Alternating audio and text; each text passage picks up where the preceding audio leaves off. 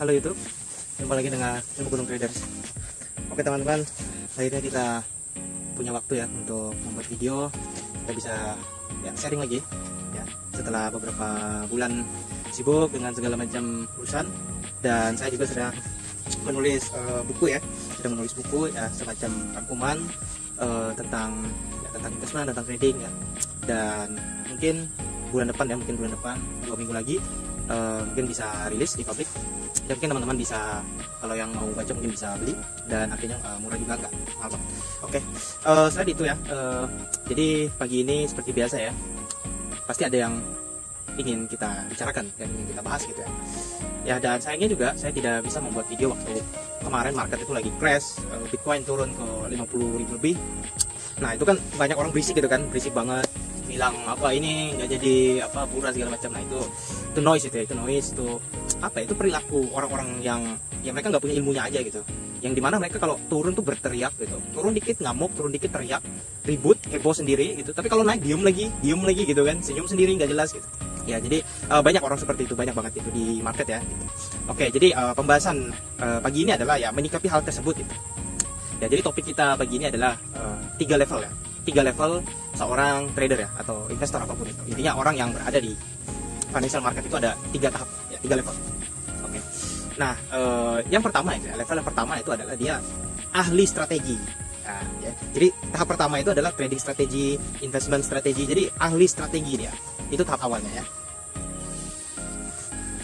Ya, jadi banyak orang itu dia biasanya akan menghabiskan mungkin 1 tahun pertama, 2 tahun pertama itu adalah untuk menjadi ahli strategi gitu ya.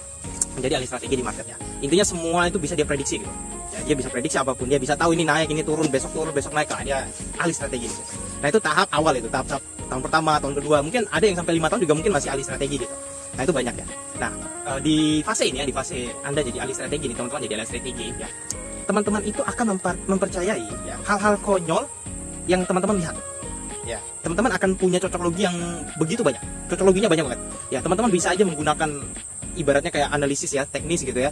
Teknis yang dimana menggunakan strategi kalau awal bulan aku akan cari buy, aku akan cari sell gitu. Akhir bulan aku akan TP gitu misalnya. Atau aku akan mencari strategi ketika misalnya ya, mau menjelang news, apabila dia nanti membuat konsolidasi segala macam. Nah, ketika dia nanti datang ke bawah atau ke atas, saya akan melawan arah gitu kan. Jadi ibaratnya tuh ketika ada news itu hanya stop hunter aja gitu, hanya manipulasi aja gitu. Pokoknya semua hal itu teman-teman cocok logi dah. Ya namanya juga ahli strategi gitu kan, apa aja dipikirin gitu kan, hal-hal nggak penting itu dia masukin semua di otaknya, dan dia anggap bahwa jika ini terjadi 1 kali, 2 kali, 3 kali, oh ini benar gitu. Ya, tanpa melewati segala macam yang namanya itu testing ya, backtesting segala macam gitu. Ya, dia mempercaya aja gitu, overconfidence aja dia kalau oh ini jalan ini gitu. Oh, ini kalau news ini biasanya ke bawah dulu nih gitu. Gold kalau mau news ini biasanya ke bawah dulu baru ke atas nih gitu. Oh, kalau mau NFP ini biasanya ke atas dulu baru ke bawah nih. Semua dia jadikan cocok gitu. Ya, sampai pada satu titik ya, dia akan menyadari bahwa strategi yang dia pakai itu udah nggak guna, nggak jalan. Nah, di sini adalah tahap krusial di mana kamu tuh udah benar-benar digoblokin sama market. Ya, yang mungkin bulan lalu kamu pakai, beli di bawah, jual di atas, beli saat dia lagi pullback segala macam, dia nurut tuh. Tapi ternyata di bulan ini dan mungkin bulan-bulan berikutnya dia nggak nurut tuh. Nah, di sini lo akan mengalami nih loss yang nggak pernah berhenti. Ini loss mulu, profit dikit, loss mulu. Nah, mulai frustasi. Di sini lo udah mulai goyang. Nah, lo akan bertanya, apakah strategi gue salah? Nah, ya namanya juga ahli strategi. Ketika dia sudah nggak punya strategi, dia udah bingung kan nih, gue ahli apa nih? Ya, kan gitu. Nah, di sini dia udah mulai bertanya, strategi gua ini udah nggak jalan, gua harus ngapain? Beli sinyal biasanya. Nah, kalau nggak beli sinyal biasanya dia ngintip trader lain punya sinyal biasanya. Ya, dia nggak beli tapi dia ngintip aja. Ya, misalnya dia ngeliat mungkin di Telegram atau di Discord di apa gitu, dia melihat prediksi orang. Bener nggak nih prediksi orang sama analisa gua gitu? Nah, dia nyari conviction itu, dia nyari apa ya istilahnya itu ya, keyakinan. Apabila ada orang yang sama dengan dia merasa bahwa strategi gua masih valid nih, masih jalan gitu, masih bisa dipakai. Oke, sampai di situ ya dia kayak menemukan ya semacam ya benang singkat aja gitu, benang pendek aja buat dia apa ya, membenarkan asumsi dia gitu bahwa strategi gue masih relevan gitu kan. Nah, kemudian dia coba untuk eksekusi gitu, dia entry lagi, dia trade, dia invest, dia taruh duit di market, dia ambil posisi, hasilnya apa? Dia loss 1 kali, loss 2 kali, loss 3 kali, sampai mungkin seminggu dia loss. Ya, dia mungkin profit 2 kali, lossnya mungkin lebih dari 2, 3 sampai 4 kali gitu loss. Nah, di situ dia mulai goyang lagi dia tuh, udah mulai pusing lagi. Aduh, kenapa loss gue jadi banyak nih? Segala macam. Ya, apa yang salah? Bla bla. Dia akan menghabiskan waktunya untuk mencari apa yang salah dari strateginya. Oke. Nah, ini akan berlangsung ya, nggak cuman 1 bulan, dan ini panjang banget. Tunggu bentar ya. Nah, dia akan berlangsung ini panjang. Proses lu loss, lu profit, lu pokoknya cari segala macam cara biar strategi lu itu jalan lagi. Nah ini bisa berbulan-bulan dan akan nggak waste time banget ya, ngabisin waktu lu nggak penting banget. Oke. Nah kemudian ada satu titik di mana nanti ya, ada satu titik di mana nanti dia akan mengalami yang namanya gangguan psikologi. Ya, dia akan mengalami yang namanya gangguan psikologi. Nah, ini akan masuk ya, akan ada jembatan masuk ke dalam fase trader yang kedua tadi ya, yang dimana dia akan masuk ke dalam trading atau investment psychology. Ya. Dia akan mulai belajar yang namanya itu psychology of market, behavior, ya behavior gitu. Nah, dari strategimu itu yang banyak mengalami kerugian, dari keyakinanmu bahwa strategimu ini adalah yang paling bagus, holy grail sudah, ya, lu di situ hancur. Dihancurkan sama apa? Keyakinanmu sendiri. Yang dimana strategi yang kamu pakai, strategi yang ibaratnya mungkin udah ngasilin duit banyak ke kamu, udah nggak jalan. Ya, di sini lo udah mulai kemakan sama egomu sendiri. Ya, jadi kan bahasanya begini, slow success, ya, itu bikin orang itu bijaksana, wisdom. Ya, kalau fast, ya, kalau terlalu quick, ya, terlalu gampang dia sukses, itu bikin ego gitu. Ya, make people ego ya. Jadi dia bisa bikin kita itu punya ego yang besar karena kelihatannya gampang gitu. Oh, analisa dikit, pasang ini, oh langsung bisa profit bisa gitu. Nah, egomu itu mulai memakan dirimu sendiri. Ya, kamu udah kena apa ya, orang bilang itu kayak apa, penyakit yang imun itu, self imun apa itu, autoimun itu ya. Jadi kamu dimakan sendiri gitu sama imunmu sendiri gitu, sama kamu punya dirimu sendiri gitu. Nah, apa yang dimakan gitu? Ya ego tadi itu dimakan. Ya ego itu ngemakan semua asumsi kita. Ya mulai dari experience lu udah dipatahin sama ego lu. Pokoknya segala macam itu dipatahin. Ya sampai satu titik psikologi lu tuh hancur. Ya kenapa? Karena lu udah nggak punya keyakinan sedikit pun nanti. Ya ibaratnya lu udah pakai strategi yang dulu itu paling bagus dan sekarang lu udah gonta-ganti capek, udah mengalami kerugian dan belum ada solusinya. Tapi lu juga pengen dapat profit. Jadi ego lu tuh berantem tuh. Ego lu tuh akan makan diri lu tuh ya. Dia gak bakal ngehancurin. Ya ibaratnya kayak rayap yang makan kayu itu. Ya jadi pondasi lu tuh udah mulai keropos, udah nggak kokoh lagi gitu. Nah akhirnya lu jatuh dah. Lu jatuh namanya itu jurang. Jurang apa? Itu tadi jurang psikologi tadi. Ya. Nah jadi jurang psikologi ini apa gitu? Jurang psikologi ini ibaratnya gini, besi udah bengkok. Ya, besi udah bengkok. Jadi gue analogikan kayak gitu. Kenapa? Karena begini. Manusia, ya, beda sama besi beneran gitu. Besi beneran, kalau udah bengkok dipukul lurus ya. Nah, manusia ini kalau udah bengkok, dia makin dipukul, ya, dia makin keras. Nah, ini dia makanya disebutnya jurang gitu. Jurang psikologi yang dimana lu udah denial banget di sini gitu. Nah, tetapi biasanya orang-orang yang sudah masuk ke dalam fase psikologi ini ya, sudah masuk ke dalam jurang-jurang psikologi ini ya, dia bisa menemukan ibaratnya tuh filosofi hidupnya sendiri nanti ya, karena itu nanti masuk ke dalam tahap yang terakhir yaitu filosofis tadi ya dia akan ibaratnya kalau dia beneran paham ya kenapa dia bisa jatuh ke dalam jurang itu tadi, dia akan merenung. Nah, dia akan mengingat segala macam keputusan-keputusan yang salah dan mungkin dia akan mengingat bahwa dia itu sudah dimanipulasi gitu oleh pasar gitu, dia sudah dimanipulasi oleh yang namanya itu emosi gitu, tanpa dia sadari gitu bahwa sebenarnya saat dia analisa, saat dia trading, saat dia invest, pokoknya saat dia taruh duit di situ, sebenarnya dia bukan benar-benar dalam kondisi mindful gitu, bukan dalam kondisi benar-benaran sadar gitu, enggak, tapi ternyata memang karena dia dibutakan oleh yang namanya tadi profit tadi, dia ngejar itu profit tadi, dia ngejar ego untuk ibarat, oh ini gue bisa ngalahin lo nih, oh gue bisa bener nih saat sekarang gue entry gitu. Nah atau mungkin dia pengen ngebandingin dirinya tuh dengan orang banyak gitu ya, yang dimana mungkin dia merasa lebih senang banget kalau dia sendiri yang profit sedangkan teman-teman yang loss. Nah jadi ego ini mulai dia renungin tuh, dia mulai renungin di situ bahwa sebenarnya strateginya dia itu sama sekali nggak ngasih profit sebenarnya, dia hanya kebetulan profit dengan strategi itu, tapi strategi itu sama sekali sebenarnya nggak ngasih profit buat dia. Jadi ibaratnya kebetulan aja gitu, at the moment aja gitu ya. Logikanya itu seperti itu. Jadi ibaratnya tuh kayak luck aja gitu, keberuntungan gitu ya, bahwa market itu kan 50 juga 50-50 gitu, bisa jadi market itu sesuai dengan analisa lo, bisa jadi enggak gitu. Nah kebetulan di momen itu adalah market memang sesuai dengan strategi lo tadi. Nah makanya dalam jurang psikologi ini dia akan mulai berpikir, dia akan menggali biasanya, dia akan menggali lebih dalam gitu, dia akan gali, namanya dia udah jatuh jurang, dia harus gali, dia gali terus di dalam sampai dia ketemu yang namanya itu mata air bahasanya. Dia akan nemuin sumber motivasinya yang terbaru gitu ya, yang benar-benar itu pure ya, dari hatinya dia gitu, bahwa apa sih sebenarnya tujuan gua ngelakuin ini gitu ya. Nah jadi dia akan gali itu. Nah kalau dia udah nemuin apa sebenarnya tujuan gue ngelakuin ini semua, sebenarnya apa sih yang gue cari, apa sih sebenarnya yang mau gue capai, dan jangka panjangnya itu mau seperti apa, nah dia akan menemukan beberapa filosofis yang akan membentuk karakter dia yang baru, sehingga dia bisa naik lagi. Karena dia tadi udah jatuh jurang nih, untuk naik itu, untuk manjat ya tebing jurang tadi, ya lu nggak bisa dalam kondisi lu yang nggak pernah manjat jurang gitu, lu nggak bisa dalam kondisi lu yang lagi sakit-sakit karena baru jatuh dari jurang. Jadi saat lu di bawah jurang tadi, lu akan mulai recover diri lu ya, lu akan mulai pertama misalnya lu akan mulai membuat yang namanya sistem gitu. Nah sistem ini apa sih? Sistem ini strategi nggak sih? Bukan. Udah gue pernah bahas ini di YouTube bahwa sistem itu not only just strategi gitu, tapi sistem ini adalah gimana caranya ya orang ya kalau dia lagi sakit dia masih tetap bisa hidup. dia tetap bisa ibaratnya masih jalan, dia nggak langsung mati gitu. Nah itu sistem tuh kayak gitu tujuannya gitu ya. Jadi gimana caranya lu ngebikin sistem ketika lu salah ya lu tuh fine fine aja gitu, dan ketika lu benar lu juga sebenarnya fine fine aja gitu. Jadi itu sistem maksudnya, jadi semua itu bisa berjalan stabil gitu. Kalau lu pakai strategi yang dimana lu loss 5 kali aja udah bangkrut, itu bukan namanya sistem itu. Nah itu judi itu namanya bro gitu. Itu judi gitu, judi yang lu anggap itu sistem gitu ya. Baru 5 kali lu naruh duit udah habis semua ya, nggak guna gitu, itu bukan namanya sistem gitu ya. Lu ditipu gitu, ditipu sama diri lu sendiri gitu, asumsi aja gitu ya. Nah ketika lu udah punya sistem ya, lu udah mulai paham nih bahwa berapa sih sebenarnya uang yang harus gue taruh, berapa sih sebenarnya posisi atau resiko yang harus gue pakai, apa sih sebenarnya esensi dari metode yang gue pakai gitu. Oh metode yang gue pakai ini sebenarnya adalah metode yang ngikutin trend following gitu. Maka sebenarnya gue lebih cocok untuk ngambil posisi di market-market yang lagi trending. Dan kenapa gue salah kemarin-kemarin? Karena gue maksa bahwa semua market itu sama. Ya, strategi gue itu trend following, tapi gue maksa saat marketnya itu lagi konsolidasi gitu. Kayak lagi sideways nggak jelas, kemudian mungkin lagi downtrend, segala macam. Nah, lu maksain strategi lu yang udah bener tapi di situasinya salah gitu.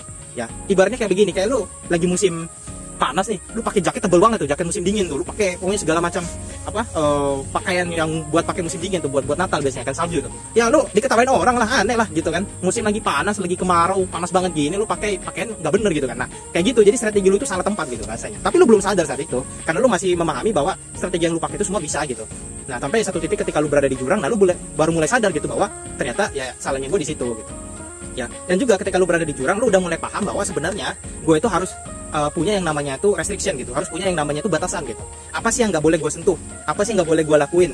Nah contoh misalnya, lu nggak boleh nyentuh aset-aset yang mungkin volatility-nya tuh terlalu tinggi. Bisa jadi apa, strategi lu nggak cocok kayak gitu. Kenapa? Karena begini, kebanyakan orang nyaranin orang invest, tapi gue itu kalau misalnya nyaranin orang invest atau apa, orang nanya, gue selalu nanya, lu investnya kemana dulu?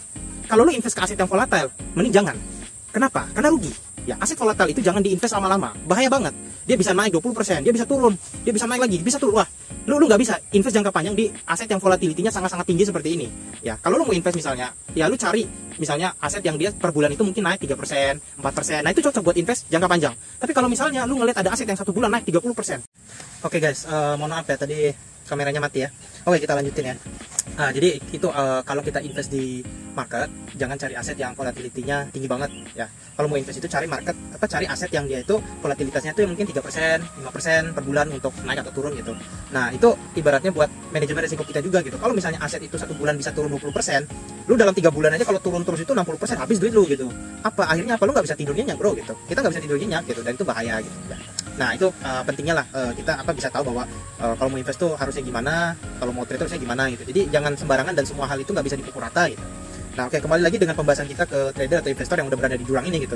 Oke, nah jadi mereka pasti akan berusaha untuk naik kembali kan, kecuali mereka memang udah pasrah dan mereka nyerah gitu. Akhirnya ya udah mereka nggak bakal naik lagi, ya udah pasrah aja, mati aja, udah bodo amat begitu. Uang yang hilang ya dia nggak mau ngembaliin gitu, dia nggak punya semangat untuk buktikan dirinya bahwa dia sebenarnya bisa gitu untuk mencapai kejayaannya kembali gitu, mencapai ke situasi yang dimana dia bisa lebih profitable dan konsisten gitu. Oke, nah tapi misalnya nih yang berusaha tadi dan dia udah ibaratnya itu mencoba untuk naik ke tebing, memanjat pelan-pelan hari demi hari gitu, dia berusaha memperbaiki segala macam hal yang ibaratnya itu salah ya gitu. Nah dia akan menemukan filosofis tadi gitu ya. Dia akan mulai memahami bahwa pentingnya kita itu punya yang namanya itu filosofis gitu ya, kita punya yang namanya itu fundamental ya, prinsip lah bahasanya itu, prinsip lah gitu. Nah prinsip inilah yang sebenarnya mahal gitu teman-teman. Jadi prinsipnya apa sih sebenarnya gitu. Nah prinsip ini semacam gap gitu, gap yang memisahkan gitu antara orang itu bakal sukses atau orang itu bakal bangkrut gitu. Itu tuh prinsip itu sebenarnya. Semakin jelek prinsipnya itu semakin tipis gitu, tapi semakin bagus prinsipnya semakin jauh gitu. Bahasanya begini, Buffett gitu, bisa nggak sih Buffett itu miskin gitu?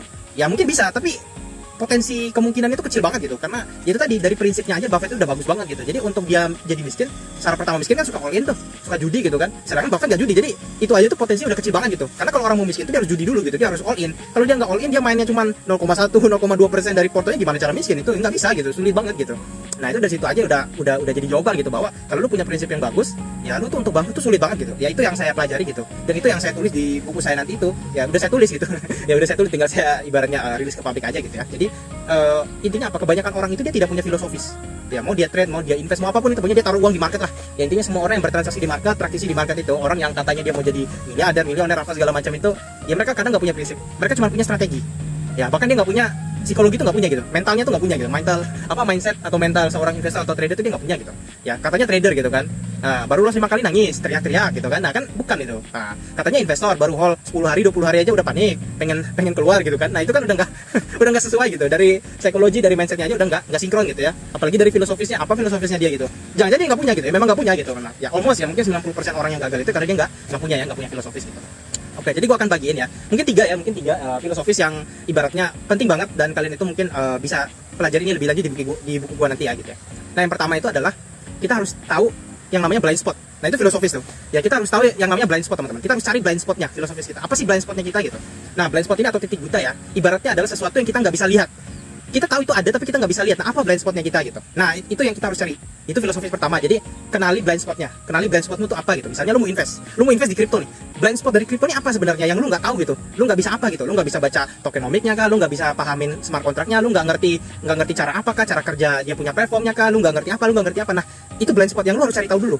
Ya, kenapa? Karena bisa jadi dari blind spot yang lu nggak tahu ini ada informasi yang sangat penting gitu ya. Contoh misalnya ya, lu invest misalnya di project entah itu saham, entah itu di kripto, taruhlah gitu. Nah, ada blind spot. Blind spotnya itu apa? Blind spotnya itu adalah foundernya misalnya. Ternyata foundernya ini dulu pernah cabuli orang gitu, cabul gitu, ibaratnya pedofil misalnya, pernah bermasalah hukum.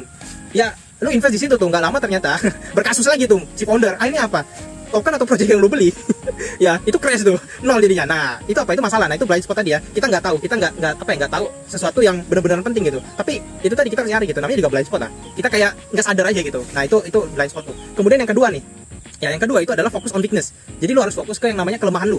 Ya, fokus ke kelemahan lu tuh apa gitu, nggak sabaran. Nah, gimana caranya biar lu bisa lebih sabar. Nah, lu pelajarin tuh gimana caranya. Lu nggak punya modal gitu, modal saya kecil, weakness lu lah misalnya. Nah, lu mikirin gimana caranya modal lu lebih besar gitu. Tapi jangan pinjol, maksudnya lu cari cara gimana lu dapatin modal lebih banyak biar lu investnya juga bagus gitu. Tapi jangan pinjol gitu. Nah, cari cara gitu. Kemudian mungkin lu tuh ternyata nggak paham tentang misalnya manajemen risiko yang baik gimana gitu. Lu tuh buruk banget tuh ngatur risiko segala macam. Nah, itu lu pelajarin gitu. Ya, nah karena itu risknya apa itu semacam weaknessnya lu gitu ya, itu kelemahannya lu dan lu harus cari tahu gimana caranya nih weakness ini bisa gua tutupin gitu atau gua kurangin gitu ya, nggak harus gua hilangin sepenuhnya gitu, tetap ada gitu nggak apa-apa. Oke. Berikutnya. Oke, nah kemudian yang terakhir itu adalah apa sih sebenarnya yang terakhir nih ya, secara filosofis gitu ya. Yang pertama bukan yang pertama astaga. Yang terakhir itu adalah kalau menurut gue itu adalah lu harus tahu tujuan gitu. sorry. Ya karena kebanyakan orang lewat karena saya jadi nggak fokus, nggak sinkron itu. Ya jadi yang terakhir itu adalah lu harus punya tujuan, lu harus tahu tujuan lu gitu. Ya kalau katanya si Stephen Covey itu adalah start with end gitu ya. Jadi mulailah dari end gitu. End-nya itu apa gitu? Lu mau jadi apa gitu? Oh ternyata gue mau pensiunnya lebih awal gitu. End-nya gue. Itu end-nya lu bagus gitu. Jadi gue invest segala macam yang gue lakukan sekarang itu adalah biar gue mungkin umur 35, umur 40 gue udah bisa nyiapin pensiun tuh. Jadi mungkin umur 45 atau 50 lu nggak panik gitu, lu nggak panik untuk ngatur duit segala macam. Aduh gue mau pensiun nih, gue naruh di mana apa enggak gitu. Tapi mungkin dari umur 35, 40 lu udah prepare bener-bener dan mungkin umur 45 udah mulai slow down, umur 50 lu udah mulai stable. Ya udah lu mau pensiun umur 50 lu aman gitu. Misalnya gitu. Tujuan lu invest tuh kan lu punya gap lumayan jauh ya. Misalnya umur lu sekarang 25 ke 40 aja udah beda 15 tahun, ke 50 kan udah 25 tahun gitu. Ya. Nah, kalau lu hitung compounding, kalau lu bisa naruh duit misalnya per bulan itu mungkin 2 juta rupiah buat invest dengan return mungkin sekitar 20%, 30% per tahun. Nah, itu lu hitung aja itu udah miliaran itu. Serius. Ya itu udah miliaran, mungkin 2 sampai 3 miliar itu kalau secara compounding itu. Bahkan lebih gitu. Jadi lu bisa pensiun dengan uang segitu banyak. Ya udah lu tinggal ibaratnya ngatur aja hidup lu seperti apa, dan itu mungkin adalah your goal gitu, end-nya tuh apa ya. Jadi itu start with end ya. Ya jadi itu tiga hal filosofis yang mungkin bisa gua bagikan gitu. Sebenarnya masih banyak gitu. Masih banyak segala macam gitu. Nah, jadi 3 hal tadi kalau kita rangkum ulang adalah yang pertama blind spot ya. Nah, kita harus tahu blind spot kita apa gitu. Kemudian fokus on weakness. Kita harus fokus ke kelemahan kita nih gitu. Jadi lu jangan fokusin ke strategi yang paling bagus segala macam. Aduh, itu bullshit bro. Lu harus cari tahu sebenarnya kelemahan ini gitu. Kelemahan tadi misalnya lu suka ngamuk gitu loh. Ketika lu loss 2 kali 3 kali lu ngamuk, lu banting-banting kepala lu di tembok gitu. Atau lu suka mukul orang di jalan gara-gara lu kesal, lu nggak bisa lampiasin loss lu segala macam. Nah, ini kelemahan yang harusnya lu perbaikin gitu. Bukan lu fokus nyari strategi yang enggak ibaratnya enggak ada akhirnya gitu, enggak ada endingnya gitu. Bullshit lah bahasanya. Kemudian yang ketiga tadi ya start with end tadi ya, start with end. Jadi lu harus tahu tujuan lu apa endingnya gitu. Karena semakin lu tahu tujuan lu kemana, nah lu tuh gampang ngatur ibaratnya apa yang lu lakuin tadi, action lu tuh bisa terarah gitu. Kalau lu nggak punya tujuan gitu, lu cuman nyari duit doang gitu, tapi ya apa ya nggak tujuan gitu, nggak ada tujuan, akhirnya apa? Nah, lu itu kadang nanti serakah gitu loh. Lu serakah, kadang lu udah dikasih cuan segala macam, karena lu nggak punya tujuan, lu mikirnya oh ini unlimited, gua maunya lebih banyak lagi gitu. Nah, lu serakah jadinya. Orang-orang yang serakah itu adalah orang-orang yang awalnya tuh memang nggak punya target, makanya dia serakah gitu kan, nggak punya target, nggak punya tujuan gitu ya, semuanya pengen gitu, semuanya serakah banget lah gitu. Nah, jadi itu ya sebenarnya yang mau gue bahas pagi ini ya. Jadi menyikapi segala macam hal ketika marketnya lagi crash segala macam ya, kalian bisa pahami sendiri bahwa orangnya itu lagi gitu. Orang gobloknya sama aja gitu, badut-badutnya sama aja, dia lagi, nggak habis orang kayak gitu. Makanya kalian itu harus bisa bedain gitu, mana yang bener-beneran investor atau trader yang cerdas, mana badut gitu loh. Namanya badut itu berisik gitu, namanya juga badut bro. Dia nyari perhatian gitu, dia nyari entertain aja gitu, nyari hiburan aja gitu. Padahal memang dia badut sampai mati, dia badut bro gitu. Tugas dia itu adalah nyetor duit ke market. Nah, tugas kita itu ngambil duitnya. ya gitu. Jadi memang ini namanya market itu kan dia unfair juga gitu ya. Namanya juga market ya, dia unfair lah. Nah, makanya kalau lu mau jadi orang yang diuntungkan, lu harus belajar Dan itu tadi lu harus memahami 3 tahap filosofis tadi gitu. Pertamanya mungkin lu jadi ahli strategis, yang kedua lu masuk ke dalam yang namanya psikologi tuh ya, dunia psikologi tuh udah mulai ibaratnya goyang-goyang segala macam, dan ketiga lu baru menemukan yang namanya filosofis gitu ya, yang namanya itu prinsipnya tuh apa gitu, yang ibaratnya lu bisa apply gitu, lu bisa terapin gitu. Dan jangan ganti-ganti prinsip itu, lu harus pegang prinsip itu dan lu jangan goyang, dan lu nggak usah ngikutin prinsip orang lain. Gua nggak bisa ngikutin prinsipnya Buffett gitu, gua nggak bisa ngikutin prinsipnya orang lain, nggak bisa. Gua punya prinsip gue sendiri yang cocok dengan gue sendiri, resikonya cocok dengan gue sendiri, hasilnya cocok dengan gue sendiri gitu. Gue nggak bisa samain gue dengan orang lain. Aneh banget gitu. Kenapa? Karena nggak guna banget gitu ya. Kan kita mengalami kehidupan itu beda-beda, kita mengalami up and down yang beda-beda, situasi pasar yang beda-beda, hasil rugi dan untungnya juga beda-beda. Jadi lu nggak bisa samain semua orang itu harus sama, ngikutin dia, ngikutin ini. Enggak, ngapain gitu ya, ngapain. Lu intinya lu harus nemuin jati diri lu itu gimana, jati diri lu itu siapa, lu mau jadi apa, endingnya mau jadi seperti apa. Nah baru lalu mulai punya arah, direction gitu ya. Nah jadi tujuannya itu. Oke teman-teman ya, seperti biasa ya, jangan lupa nanti kalau buku udah rilis, mungkin teman-teman nanti bisa membelinya, atau kalau teman-teman mau tanya-tanya dulu bisa juga nanya-nanya ya. Jadi memang tujuan saya adalah menginfokan juga ke teman-teman ya, makanya video ini saya buat, bahwa karena saya nggak ada open mentoring segala macam di tahun ini, 2 tahun ini ya, jadi saya memang tujuannya itu tadi, saya menulis buku biar teman-teman bisa baca gitu ya, bisa baca dan teman-teman itu bisa belajar gitu. Jadi apa ya, stop lah teman-teman itu mengikuti para badut, para tolol-tolol yang nggak jelas ini, ngapain gitu diikutin gitu ya. Mereka itu nggak pernah ngasih apa-apa ke kita gitu, mereka itu cuma bikin kita panik, bikin kita marah, bikin kita kesal, bikin kita iri, pokoknya sangat-sangat nggak penting, itu destruktif banget gitu. Mindsetmu juga nggak pernah benar ngikutin orang kayak begitu. Jadi lu harus mulai belajar menata hidup lu sendiri gitu, membangun hidup lu sendiri gitu. Kalau lu mau jadi investor yang bagus, mau jadi trader yang bagus, ya lu harus belajar pelan-pelan. Lu jangan ngikutin para badut itu terus ya. Mereka itu kayak domba guys gitu, domba yang ya kita nggak tahu kapan dipenggalnya gitu. Namanya juga domba guys, pasti jadi makanan guys. Jadi kita tinggal tunggu aja gitu momennya kapan. Intinya kita jangan ikutin mereka lah. Mereka udah ibaratnya biarin aja lah, terserah, mungkin tujuan hidupnya seperti itu gitu ya. Cuman kalau kita janganlah, kalau misalnya memang kita mau sukses ya kita harus milih tuh jalan kesuksesan itu, memang jalan yang memang nggak enak gitu, jalan yang berliku-liku, jalan yang benar-benar ngabisin tenaga gitu, ngabisin waktu kita, ngabisin duit kita segala macam. Tapi yang gue bisa bilang bahwa kalau lu yakin bahwa lu bisa mencapai itu, menurut gue hasilnya itu sangat-sangat indah gitu, sangat-sangat enak aja gitu ya. Kalau lu udah temuin lu itu siapa gitu, lu itu harusnya ngapain segala macam, gue rasa hidup lu itu akan mulai bagus gitu, hidup lu akan mulai stabil, seimbang gitu, dan konsisten gitu menurut gua gitu. Oke, itu aja teman-teman ya. Semoga teman-teman selalu sehat ya. Dan jangan lupa seperti biasa, jangan salah beli ya, jangan salah jual. Oke, stop ikuti badut. Oke, thank you so much, sampai jumpa lagi, bye bye.